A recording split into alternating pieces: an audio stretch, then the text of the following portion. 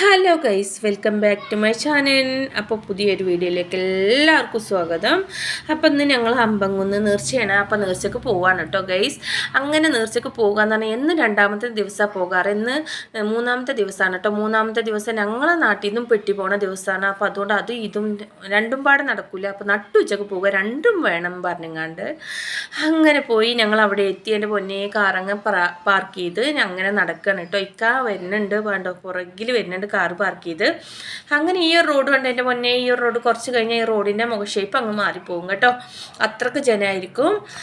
അങ്ങനെ ഉള്ളിലോട്ട് കുറേ നടക്കാനുണ്ട് കേട്ടോ. എന്താ കാർ പോയി കഴിഞ്ഞാൽ റിട്ടേൺ തിരിച്ച് പോകാൻ സാധിക്കില്ല. പിന്നെ നമുക്ക് അവിടെ കാർ എവിടെയെങ്കിലും പാർക്ക് ചെയ്ത് കഴിഞ്ഞാലും പോകാൻ പറ്റില്ല. അപ്പോൾ അതുകൊണ്ട് കാറ് മുന്നിലെ പാർക്ക് ചെയ്ത് അങ്ങ് അവിടെ പോലീസും കാര്യങ്ങളൊക്കെ ഉണ്ട്. അങ്ങനെ അലോഡില്ല കേട്ടോ. അങ്ങനെ അതും കഴിഞ്ഞ് ഞങ്ങൾ പല്ലയിലോട്ട് എത്തി. എൻ്റെ പൊന്നേ തോയർന്നപ്പോൾ എൻ്റെ നല്ല തോയർന്ന് അങ്ങനെ അവിടുത്തെ നല്ല മരുന്ന് കഞ്ഞിയും കുടിച്ച് ഞങ്ങൾ അങ്ങനെ പുറത്തിറങ്ങി കേട്ടോ. എൻ്റെ പൊന്നേ ആ പള്ളിയിലോട്ട് ഉള്ളിൽ കയറിയിട്ട് പ്രാർത്ഥിക്കുമ്പോഴുള്ളൊരു സങ്കടം എന്താണെന്നറിയില്ല. അവിടെ ചെന്ന് പ്രാർത്ഥിക്കും, ഭയങ്കര കണ്ണീന്ന് വെള്ളം വരും. അങ്ങനെ അവിടുന്ന് ഇറങ്ങി കേട്ടോ. അങ്ങനെ ചുറ്റിക്കറങ്ങി ഇവിടെ എത്തിട്ടോ. ഇവിടെ എത്തി രണ്ടെണ്ണം ഇരിക്കണ ഇരുത്തം കണ്ടില്ല. ഒരാൾ കുഴപ്പമില്ല, ഒരാൾ എൻ്റെ അമ്മോ അതിലോട്ട് കയറിയപ്പം ഇമ്മാനും വാപ്പാനെയും അള്ളാനെയും റസൂലിനെയും വിളിച്ചങ്ങാണ്ട് അങ്ങ് കരയാൻ തുടങ്ങി. എൻ്റെ പൊന്നേ, ഇതിനും വേണ്ടിയിട്ടായിരുന്നു ഇതിൽ കയറിയതും പറഞ്ഞ് കുറേ ചീത്ത പറഞ്ഞു കേട്ടോ. ഒരു വട്ടമല്ല പലവട്ടമാണ് കേട്ടോ. അങ്ങനെ അവിടുന്ന് ഇറങ്ങി അങ്ങനെ നടന്ന് കുറേ ഒരു സേമിയ നൈസ് ഉണ്ടായിരുന്നു, അതും കഴിച്ച് ഞങ്ങൾ അങ്ങനെ കോയക്ക ഫണ്ടിലോട്ട് എത്തിയിട്ടോ. എൻ്റെ പൊന്നെ അങ്ങനെ കോയക്ക ഫണ്ടിൽ ചെന്നപ്പോഴും ഇതേ അവസ്ഥ തന്നെ. എനിക്ക് എങ്ങനെയെന്ന് ചോദിച്ചാൽ ഒരു പ്രാർത്ഥിക്കാനും കണ്ട് ചെല്ലുമ്പോൾ എനിക്ക് കണ്ണിൽ നിസ്കാരപ്പായി പോയാൽ ഇതന്നെ സ്ഥിതി കേട്ടോ. എനിക്ക് കണ്ണീന്ന് ഭയങ്കര വെള്ളം അങ്ങനെ വരും. കള്ളക്കണ്ണീരൊന്നല്ല കേട്ടോ, അങ്ങനെ വരികയാണ്, എന്താന്ന് പറയാൻ പറ്റില്ല കേട്ടോ. അപ്പോൾ അവിടെയും ചെന്ന് അങ്ങനെ തുയർന്ന് അങ്ങനെ അവിടുത്തെ പായസം കുടിച്ച് അങ്ങനെ ഞങ്ങൾ പുറത്തിറങ്ങി കേട്ടോ. പുറത്തിറങ്ങി അങ്ങനെ ഞങ്ങൾ പോവുക.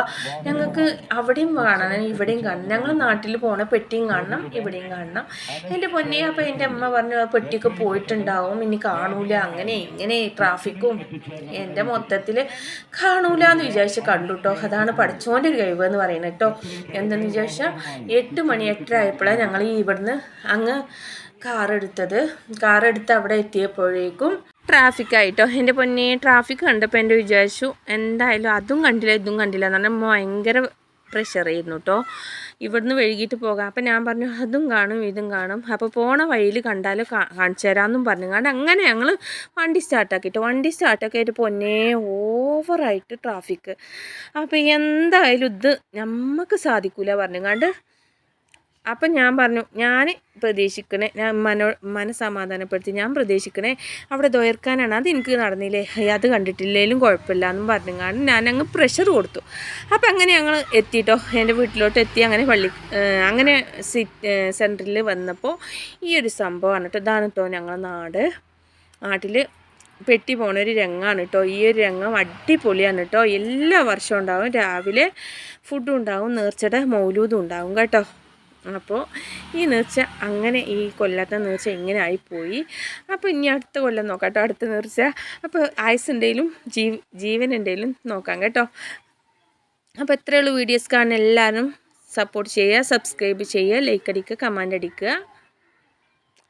അടുത്ത വീഡിയോയിൽ വീണ്ടും കാണാം. ബൈ.